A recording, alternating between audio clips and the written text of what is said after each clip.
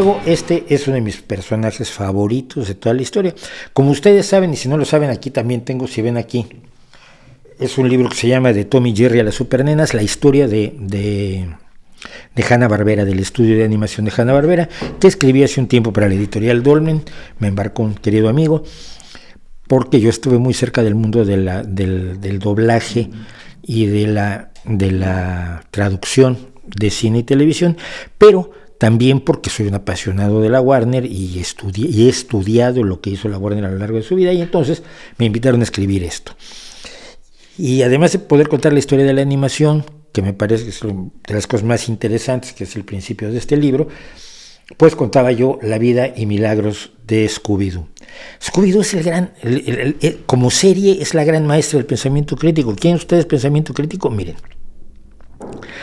ahí está. Hay dos medio lelos, que son el chico rubio y la chica pelirroja.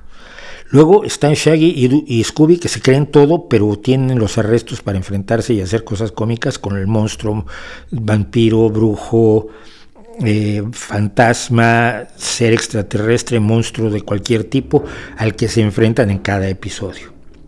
Pero al final siempre resulta que el monstruo era el imbécil del mayordomo, o el jardinero, o el alcalde. Madre mía, van a tirar algo encima aquí. Perdonen ustedes el ruido. Y creo que los niños aprenden pensamiento crítico con Scooby-Doo. Años después hicieron una serie nueva de Scooby-Doo, la tercera me parece que hicieron, o cuarta, que era 13 fantasmas o algo así, y donde los fantasmas eran reales. Dices tú, no hagan eso. Definitivamente me parece muy mal que hayan hecho eso con Scooby-Doo. Ahora regresado, ahí han intentado revivirlo varias veces.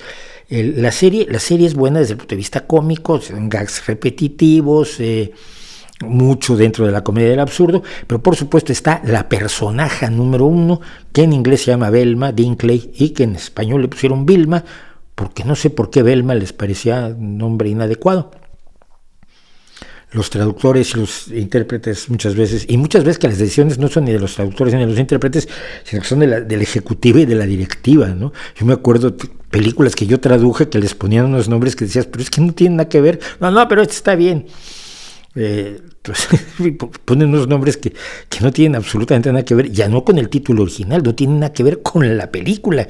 Es un buen título, y los de mercadotecnia se dan palmaditas en la espalda ellos solos, y uno como traductor se queda como, bueno, pues salud. Pero, ¿qué estaba diciendo? ¿Por qué? ¿Cómo llegué a esto? Pues ya no sé. El caso es que creo que debemos... Sí, Velma Dinkley, que es no solo, y esto es lo más curioso que ha ocurrido con esta serie, hay que comentarlo, no solo es la inteligente, es la gafita, es la chica un poco regordeta, inteligente, que descifra los acertijos y averigua finalmente que el ser sobrenatural pues no era tal, pero además es la que se ha convertido en el símbolo sexual de